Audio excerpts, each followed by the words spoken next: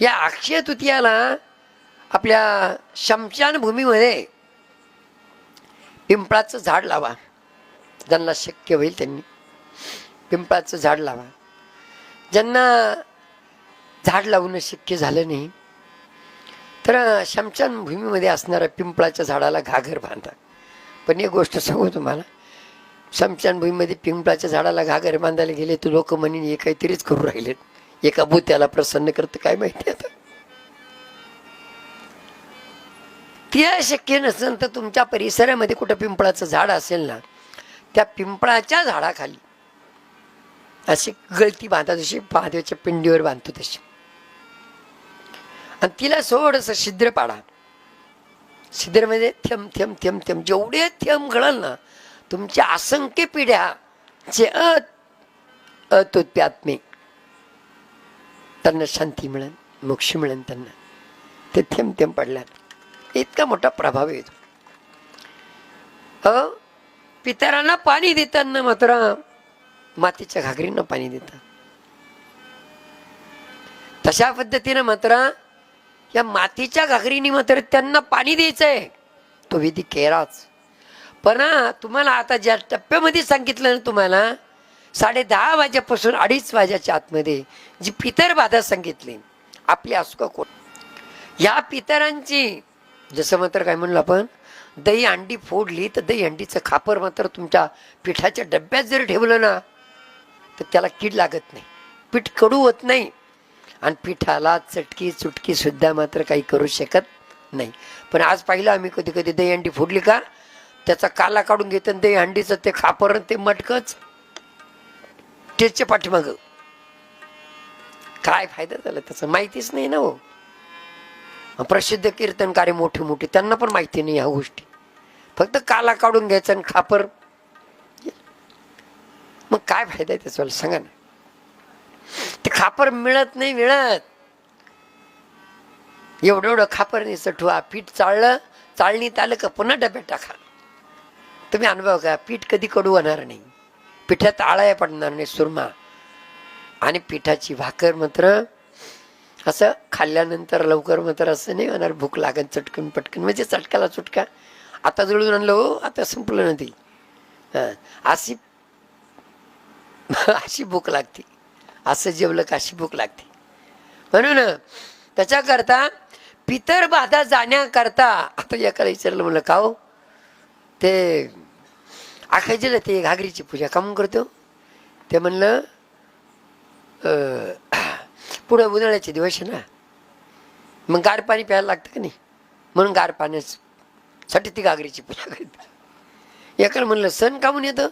ते म्हणलं भाकरी खायचा कटाळा आला का मग सण येतो.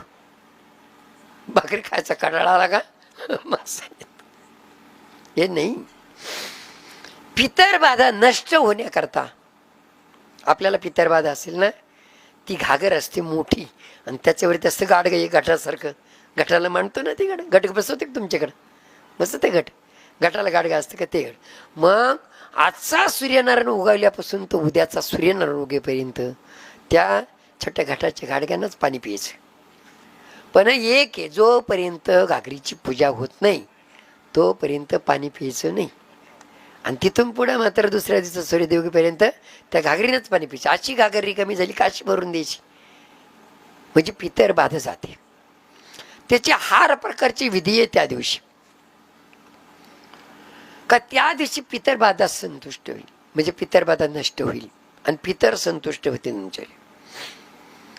आपल्या किचन जवळ मात्र देशिंगच्या बाजूला कोणाकोणाची माठ वगैरे असतात, ईशान्य कोपऱ्याकडं, त्या पाण्याच्या माठाजवळ मात्र दिवा लावायचा. उंबऱ्याजवळ सुद्धा मात्र दिवा लावायचा, उंबरा. आणि त्या उंबऱ्याजवळ दिवा लावला त्याच्यामध्ये काळे तिल ते टाकायचं. कधी कधी सहज वाटतं. आमचा एक अनुभव सांगतो तुम्हाला. कुठंतरी मात्र असा अनुभव आला होता का दिव्यामध्ये दिवा लावताना लवंग टाकावी, दिव्यामध्ये छोटासा 1 रुपया पण त्याच्यामध्ये टाकावं. पण आम्हाला असं दृष्टांत झालं योगायोगाने मात्र तो कस काय मात्र रुपया आमच्या दिव्यामध्ये सापडला, तो जो अखंड दिवा लावतात त्याच्यामध्ये. ते नंतर म्हणलं देवाचीच काहीतरी इच्छा असेल. ते मी ऐकलं होतं, सांगितलं होतं कुठं कुठं, आणि ते आमच्याच दिव्यात निघाला तो रुपया. तसं मात्र काळे तीळ टाकून आपल्या उंबऱ्याजवळ दिवा लावायचा आणि दक्षिणेकडे तोंड करून आपल्या पितरांच्या संतुष्टी करता जो दिवा लावतो, त्याच्यामुळं काळी मोहरी आणि काळं तीळ मात्र त्या दिव्यात टाकून दक्षिणेकडं दिवा लावायचा. या दिवशी जेवढं कार्य मात्र तुम्ही वर्षभर करत राहते ना, आणि त्या कार्यातून तुम्हाला असं वाटतं की त्याच्यात आपली प्रगती व्हावं, विधी पूजा आरती धार्मिक क्षेत्रात प्रगती व्हावं,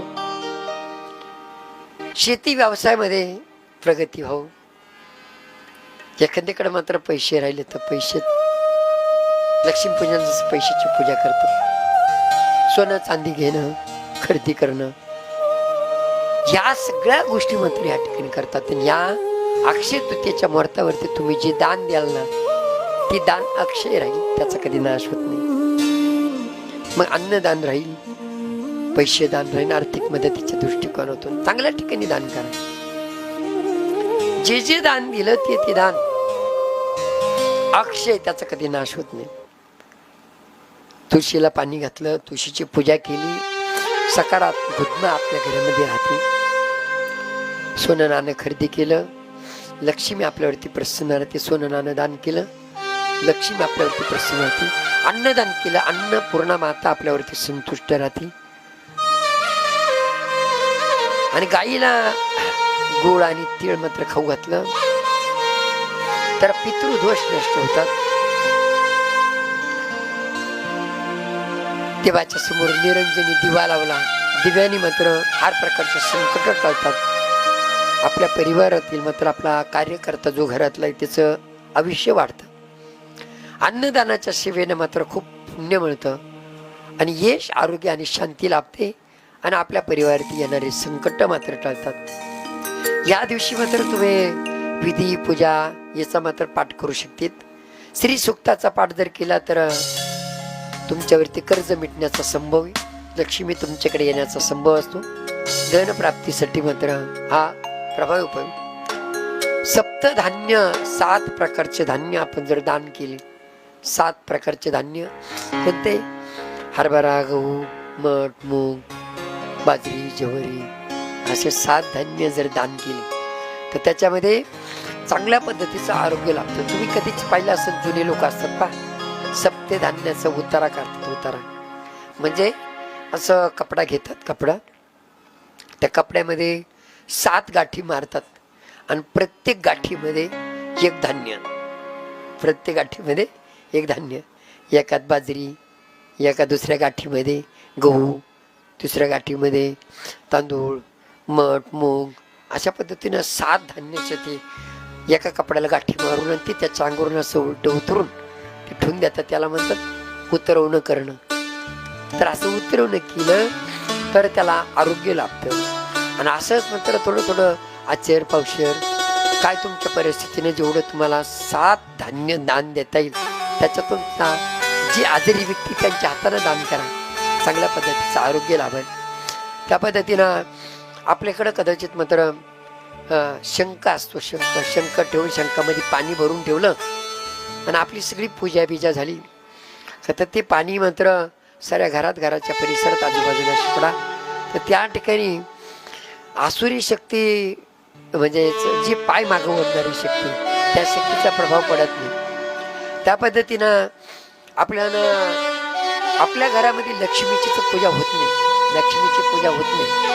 पण कदाचित मात्र त्या दिवशी माता भगिनींना चा आदर करा. ती लक्ष्मी आपल्या घरामध्ये, दिवाळीला आम्ही जसं सांगत होतो ना का माता भगिनी लक्ष्मी, चुकून जर दिवाळी लक्ष्मी पूजनच्या दिवशी एखादी ताई आपल्या घरी आली तर तिचं पूजन करा, तिचं पूजन करा, तिला 2 घास जेवू घाला, तिला दक्षिणा द्या, अशा पद्धतीनं करा. तशाच पद्धतीनं अक्षय तृतीयाच्या दिवशी माता भगिनीचा आदर करा. जो माता भगिनीचा आदर करीन लक्ष्मीचा, तर त्याच्यावरती लक्ष्मी प्रसन्न होईल, धनलक्ष्मी प्रसन्न होईल.